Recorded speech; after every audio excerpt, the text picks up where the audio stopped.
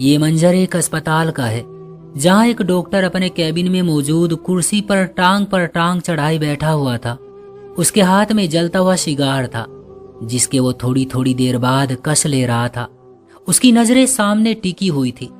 उसके सामने एक 20-22 साल की लड़की खड़ी थी, जिसको वो पिछले कुछ मिनट से लगातार देखे जा रहा था।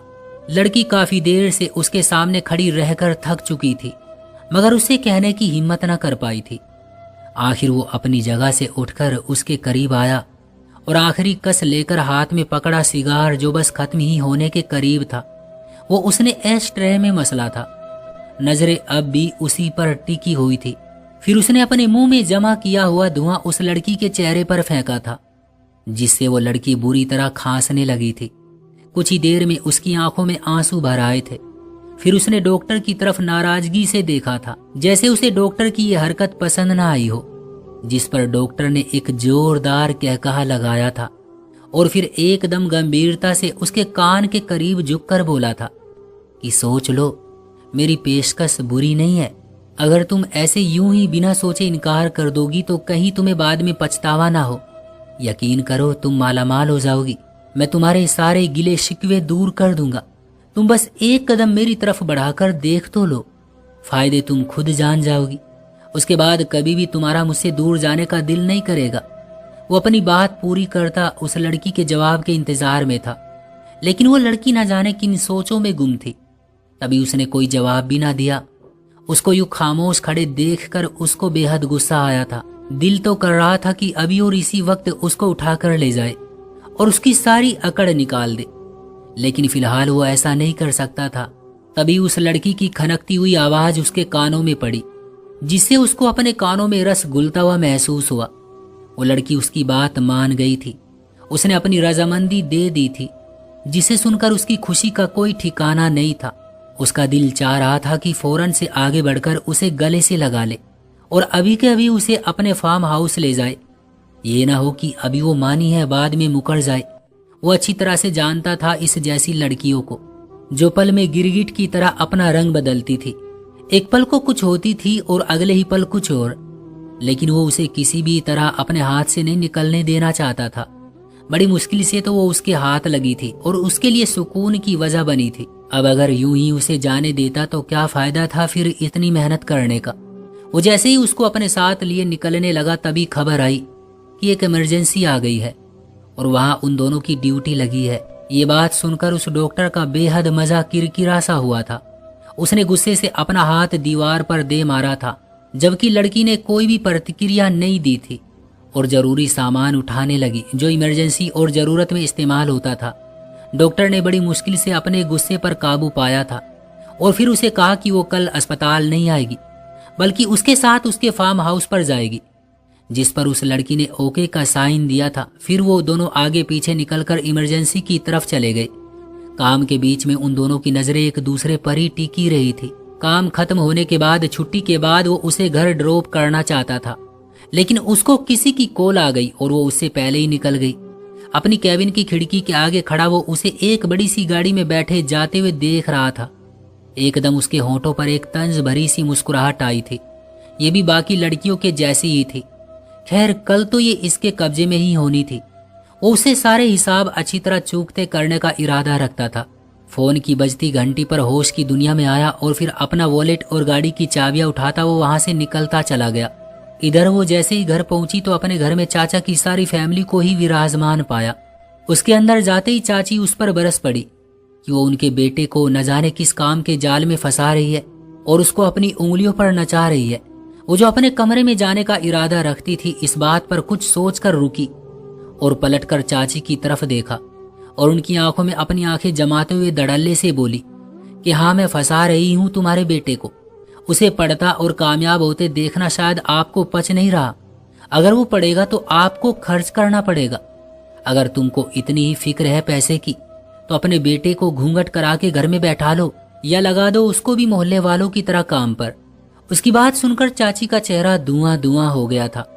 वो हैरत से मुंह खोले उसके रंग ढंग देख रही थी। उन सब पर एक तंज भरी नजर डालकर अपने कमरे में आ गई और शीशे के सामने खड़े होकर गौर से अपने चेहरे को देखने लगी थी। और फिर एक बेहंगम अंदाज में कहकहा लगा उठी। अगले दिन उसने अस्पताल से छुट्टी कर ली थी। वो बताए हुए वक्त पर तैयार होकर उसके फार्म हाउस के सामने खड़ी थी। वो डॉक्टर जो उसे पिक करने जाने का इरादा रखता था, उसे फार्म हाउस के सामने देखकर उसे बड़ी खुशियों भरी हैरत हुई थी। वो एक होंठों को मसलती हुई मुस्कुराहट से मुस्कुराया था, मतलब मछली उसके जाल में फंस गई थी। खैर, उसने सर झटक कर उसका वेलकम किया और फिर उसको साथ लेकर अंदर हॉल की तरफ बढ़ गया। फार्म हाउस के बड़े से हॉल में उस वक्त महफिल गर्म थी। नीचे मखमली तकिए लगाकर बैठने का इंतजाम किया गया था। रंग बिरंगी रोशनियों का इस्तेमाल किया गया था जो माहौल को ख्वाबों के जैसा बना रही थी। उसके साथ साथ एक तरफ अल्कोहल रखे गए थे। उस कोने को लगभग बार काउंटर की शक्ल दी गई थी जिसमें अनगिनत शराब की बोतल और गिलास रखे गए थे। कमरे में हल्का हल्का म्यूजिक बज रहा था और वहां बैठे सभी लोग शराब के नशे में झूमते अपने सामने मुजरा करती हसीना को देख रहे थे, जिसने अपना चेहरा चादर से छुपा रखा था। लेकिन उसके मुजरे से ऐसा लग रहा था कि जैसे उसको इस काम में बड़ी महारत हासिल थी। तभी कमरे का दरवाजा खुला और वो डॉक्टर के साथ अंदर दाखिल हुई। सबकी नजरें उसकी तरफ उठी थी। डॉक्टर ने उसका परिचय सबके साथ करवाया था। वहां बैठे लोग अब उस मुजरा करती हसीना को छोड़कर उसे देखने लगे थे, जो किसी छुई मुई की तरह सी लग रही थी। इतने सारे मर्दों को देखकर वो नर्वस हो गई थी। तभी उसकी बेचैनी महसूस करते हुए डॉक्टर ने उसे बाहों के घेरे में लेना चाहा था, लेकिन इससे पहले कि वो उसको बाहों के घेरे में लेता, वो मुजरा करती हसीना एकदम से आगे आकर उस डॉक्टर के गले से लग गई। इसके साथ ही उसने चादर का जरा सा कोना उठाकर उसे रिलैक्स से रहने का कहा। उसको यहाँ देख उस लड़की को भी कुछ सुकून हासिल हुआ और उसने सुकून भरी सांस बाहर की। लेकिन कब तक सुकून में रहती? वो आदमी जिस काम के लिए उसे यहाँ लाया था वो तो पूरा करना ही था। खैर, कुछ देर बाद म्यूजिक बंद कर दिया गया था। डॉक्टर ने अपने गले से लगी उस मुजरा करने वाली को खुद से दूर फेंका था और वो उस लड़की के कदमों में आ गिरी थी। उस लड़की ने नीचे झुकते उसे ऊपर उठने में मदद दी थी।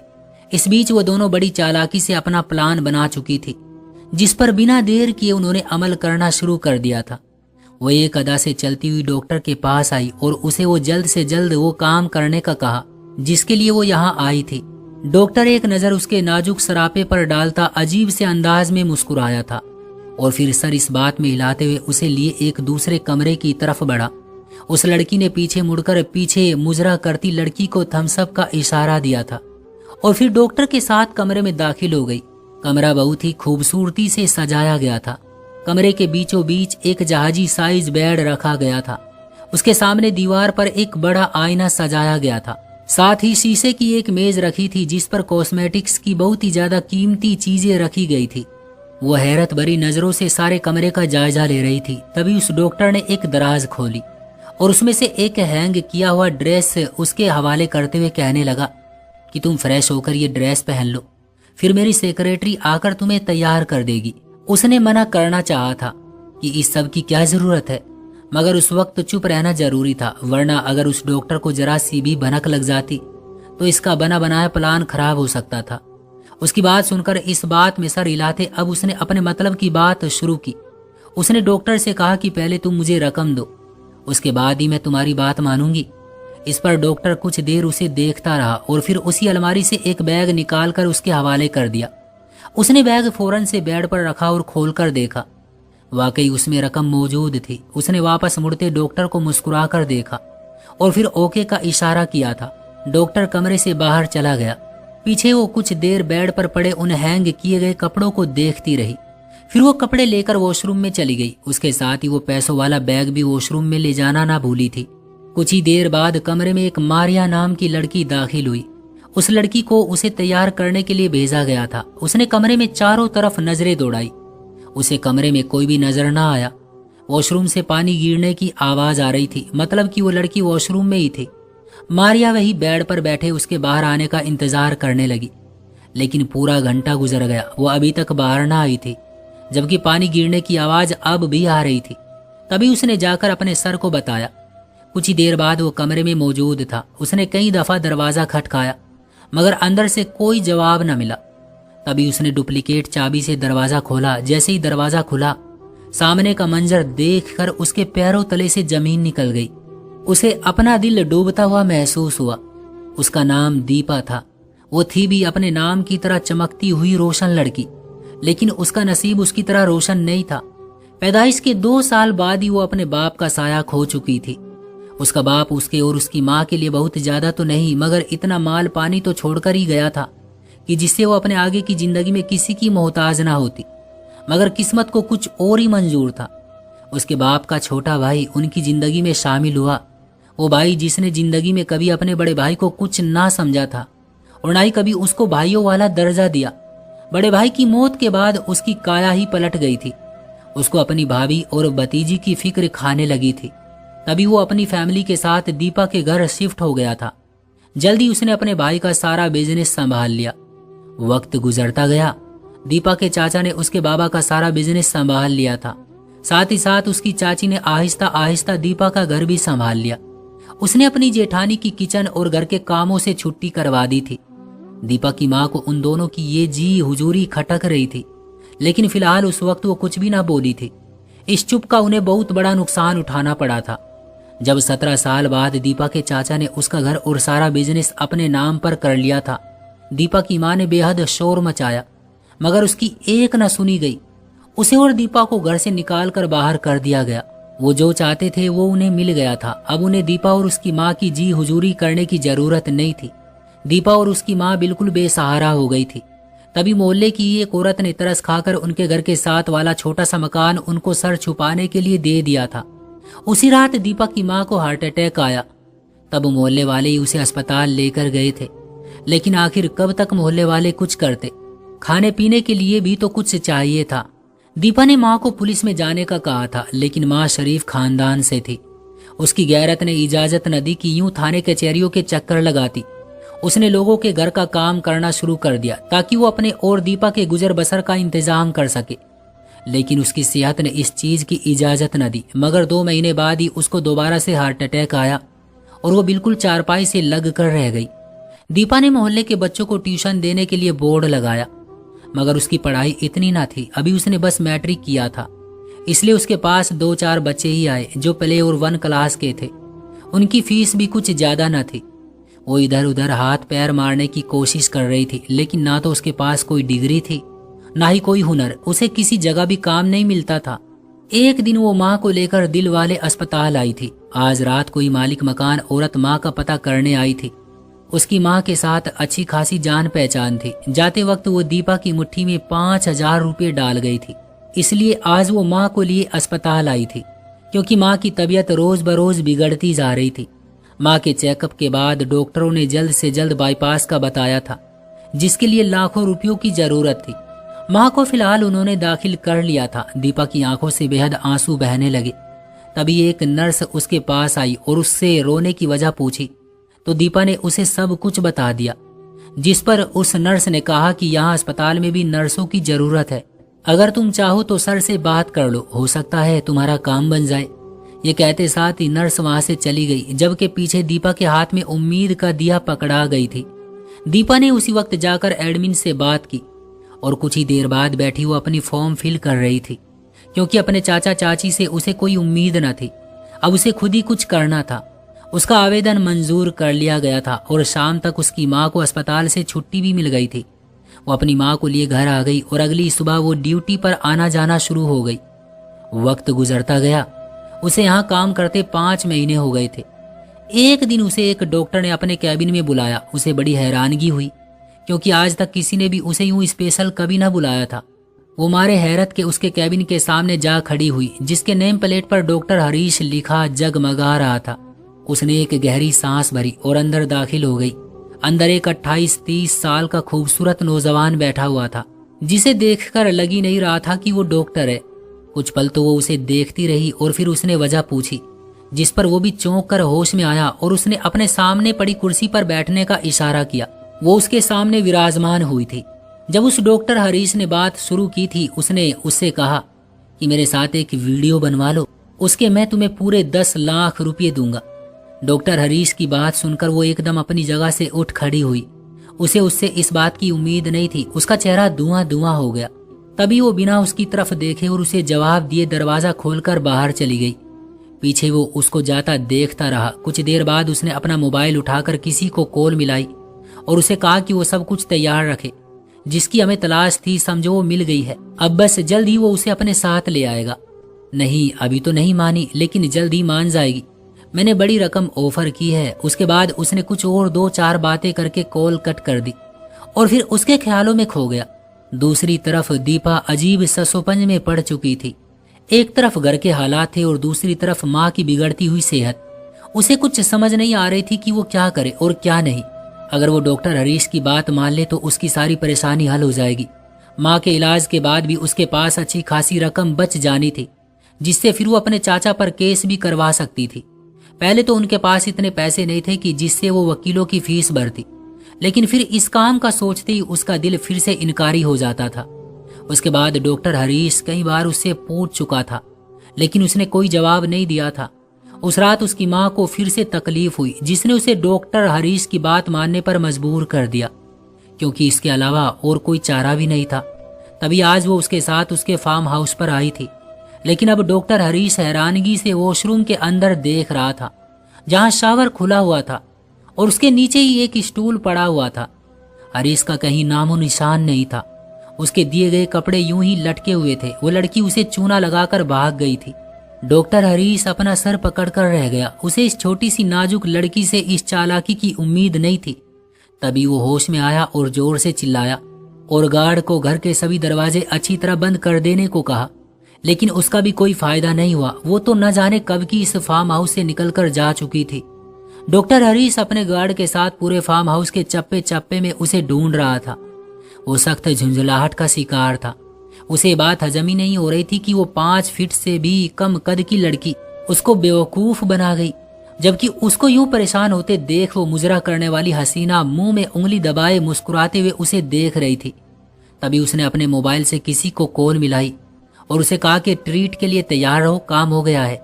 जैसा हमने सोचा था बिल्कुल वैसा ही हुआ है। वो किसी पागल कुत्ते की तरह उसे ढूंढ रहा है। उसकी नजरें लगातार डॉक्टर हरीश पर जमी हुई थी।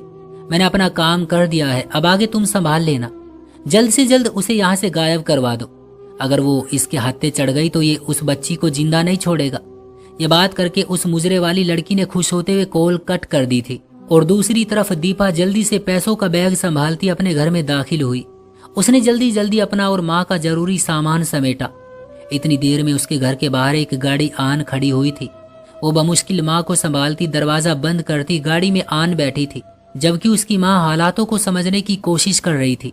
उनके बैठते ही गाड़ी गली से और फिर चंद मिनट बाद शहर से भी निकलती चली गई।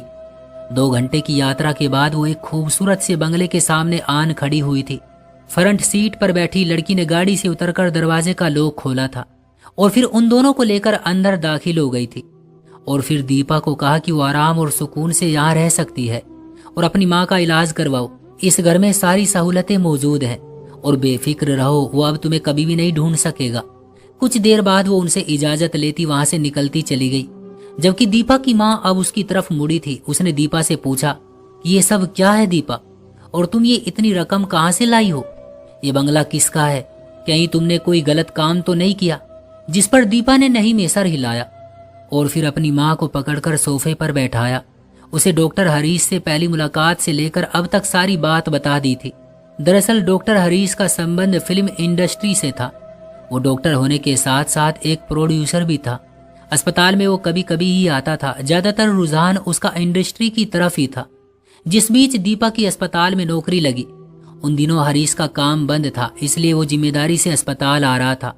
इंडस्ट्री में लोग अब उससे एक नए चेहरे की डिमांड कर रहे थे, जो कि फिलहाल उसके पास मौजूद नहीं था। तभी उसका काम बंद था।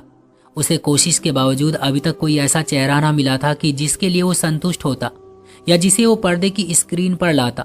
हर दिन उसके पास बहुत सी लड़कियां ऑडिशन देने के लिए आती थी, मगर उनमें से एक भी उसे इस लायक नहीं लगती थी।